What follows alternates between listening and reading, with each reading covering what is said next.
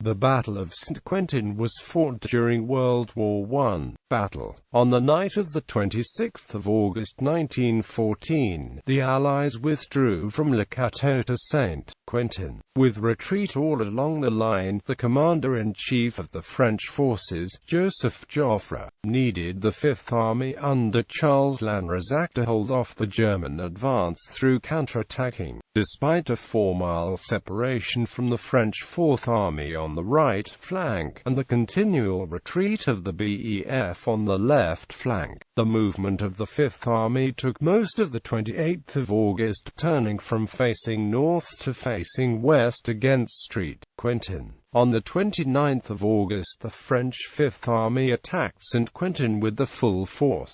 Due to the capture of orders from a French officer, Bülow was already aware of the counter-offensive, and had time to prepare. The attacks against the town by the 18th Corps met with heavy casualties and little success, but 10th and 3rd Corps on the right were rallied by the commander of 1st Corps, Louis Franchet d'Espery. Advances on the right were made successfully against Guise, and forced the Germans, including Bülow's elite units of the Guards Corps, to fall back. At night, Joffre issued orders for Lanrezac to resume his retreat and destroy the bridges to the Oise as he fell back. The orders did not reach the Fifth Army until the morning of the 30th of August, and the retreat began several hours late. However, the move went unchallenged by the German Second Army, which neither attacked nor pursued. Bülow found that the Second Army was separated by the Oise, which offered the possibility of enveloping the French attack with counter-attacks from both flanks.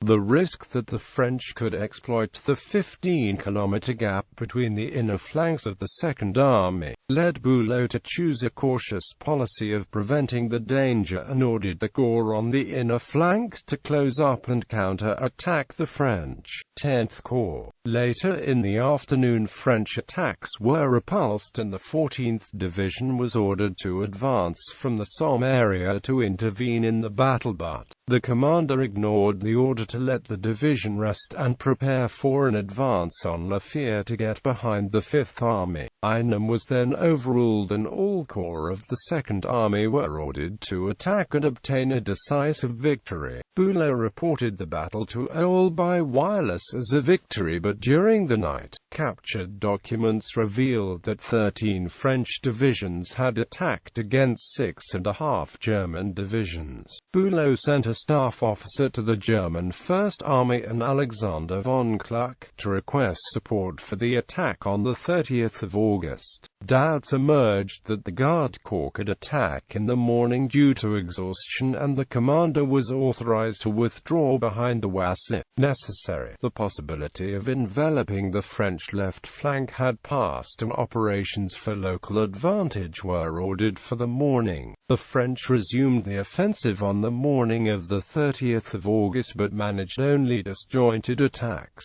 which were repulsed, and German counter-attacks began before noon. The terrain in the Oise Valley was marshy, cut by deep streams and covered by underbrush, with rising ground beyond. German infantry made slow progress amidst extensive artillery bombardments by both sides. By early afternoon, aircraft reconnaissance reports showed that the French had begun to withdraw behind rearguards, and Bülow ordered a pursuit by small infantry parties with field artillery, while the main force paused to rest, due to exhaustion and a concern that the fortress of La Fère obstructed a general advance and should be masked, while the First Army enveloped the French from the west and then attacked on the 1st of September. The Second Army, pursued by small forces, took only 4 guns, 16 machine guns and c. 1,700 prisoners.